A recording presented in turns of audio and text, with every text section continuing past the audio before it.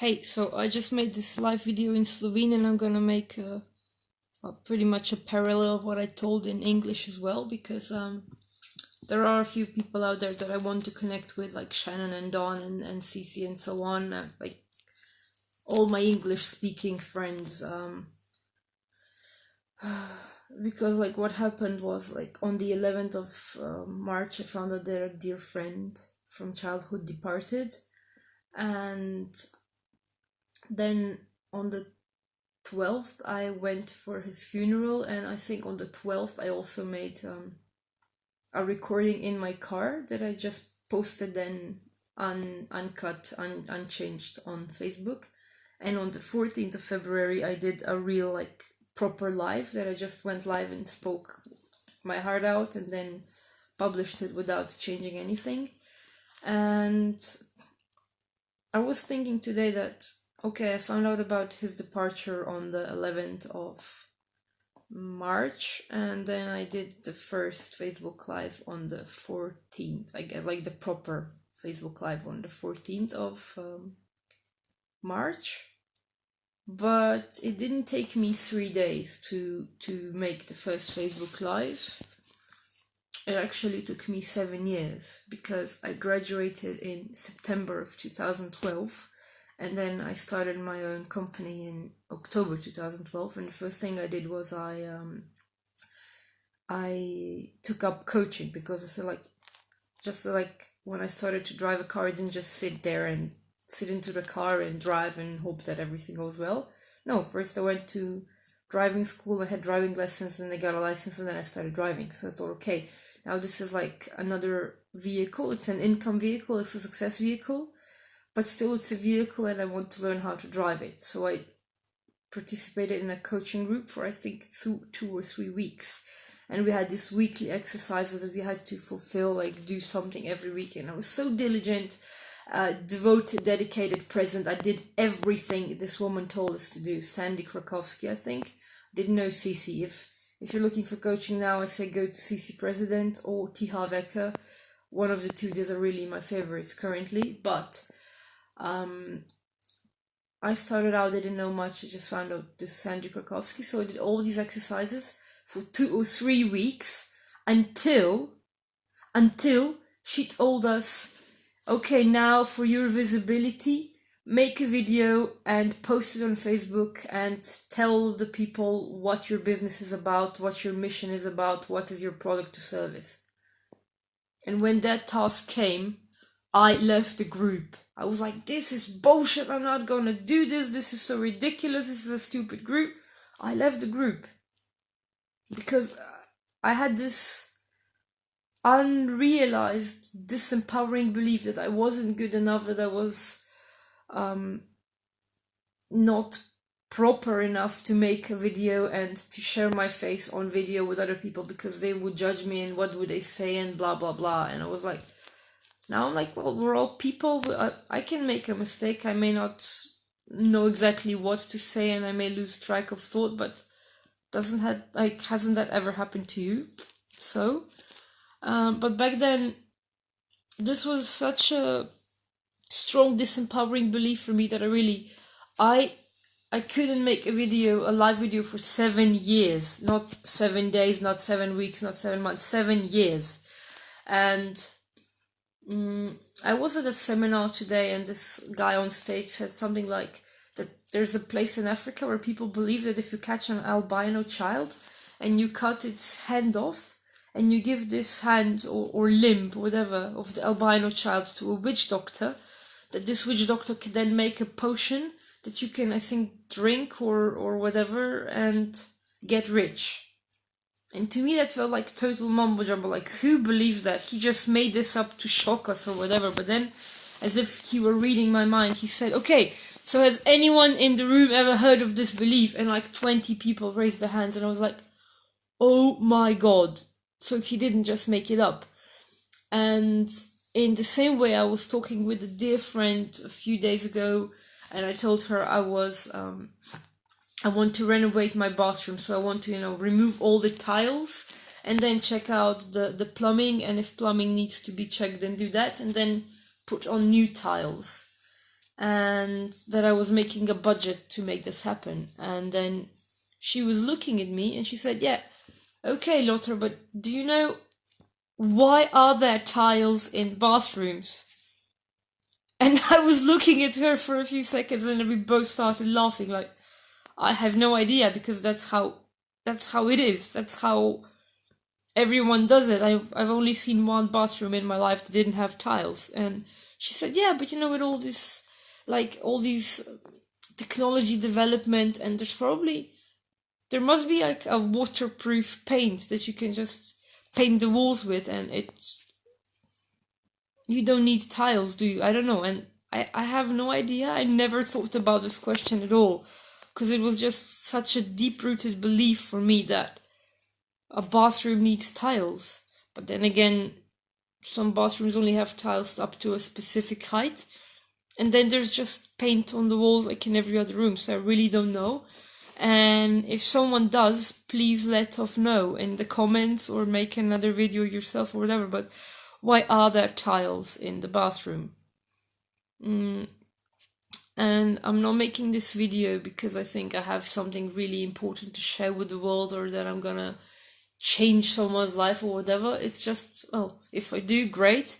If I say something that makes you think, that prompts you to start a conversation with me or with somebody else, you are warmly welcome. I love dialogue. I love exchanging opinions. I love getting new points of view for myself. I love offering my own points of view to people that are fresh and unusual to them. I think that's very mutually enriching and all. But what is really occupying me right now is like, I had this belief for 7 years and now I made it. There was something that prompted me, that cracked this shell around my heart and left me soft and fluid and vulnerable. And I thought, okay, this is just like from the shock, from this rupture of my soil, because a dear friend departed, and it will be over soon. I'll get the shell back and I'll be, my old self. But then as I was writing this email to a friend a few days ago, I realized, no, I don't want that shell back. I was nourishing this shell for so many years, believing it was mine, and it wasn't really mine. I don't want the shell. I'm okay with being vulnerable. I'm okay with being fluid. I'm okay with being gentle and having emotions. And I'm sick of this taboo of like, you shouldn't cry and you shouldn't feel sad. I want to be a whole, complete human being with the whole range of emotions. And if you drink, you pee. If you eat, you poo. And if you get an emotion inside, you also have to let it out. So whether you laugh or you cry, you get angry, it's the same. And no one's going to tell you, no, you shouldn't pee, you shouldn't go to the toilet. Okay, you had a drink, but now keep it in for like the next 7 years. No one says that. But many people feel uncomfortable when they see someone cry or express emotions, especially more vulnerable emotions.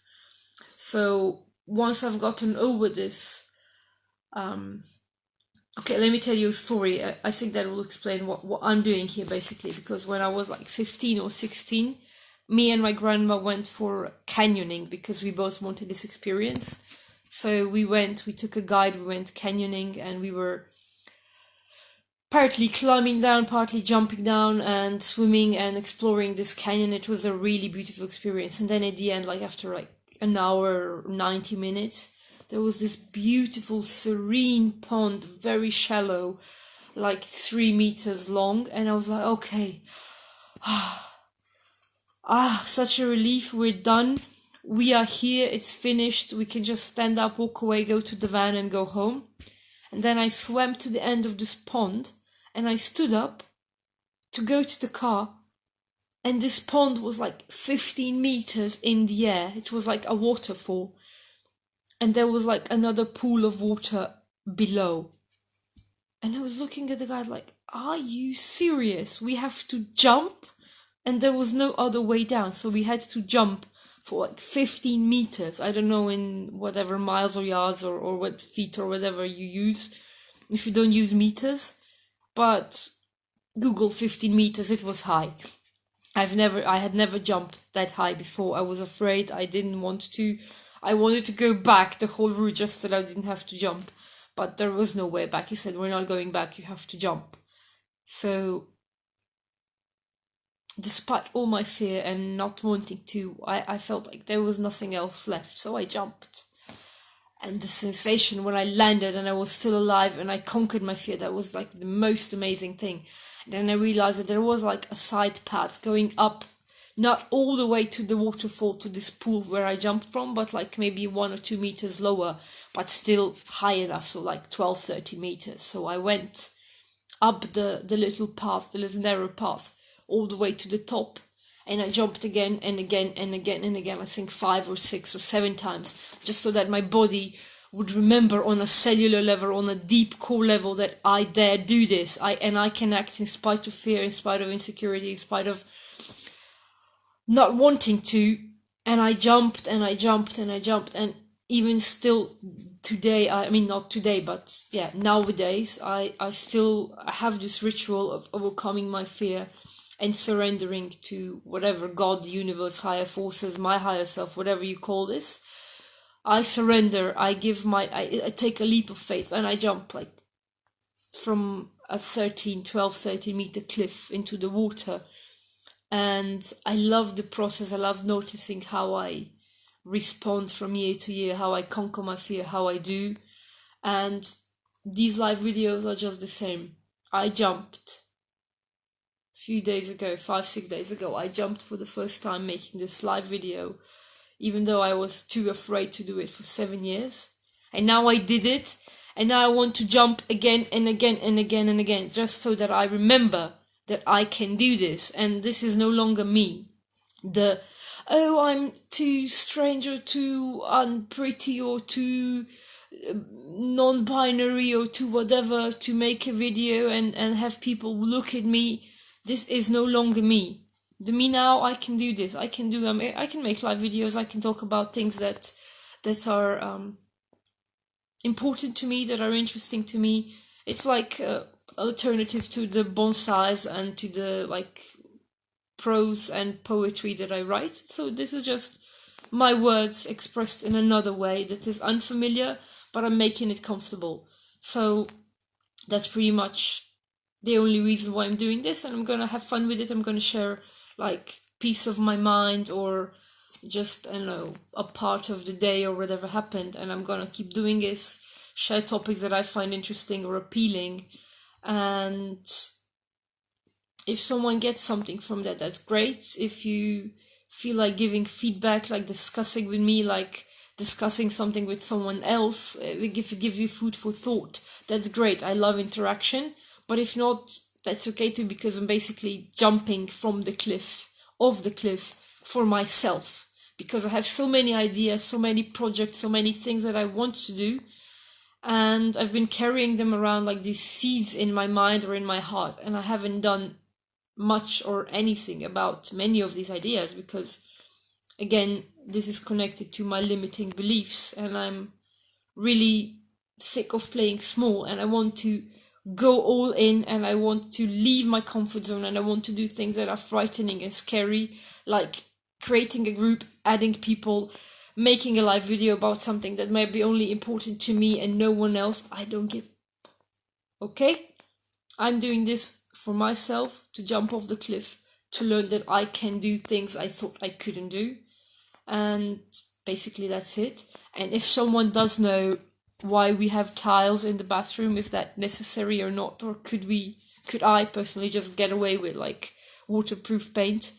Do let us know in the comment. And thank you for watching, and have a nice day, evening, morning, whatever. Talk to you again soon. Bye bye.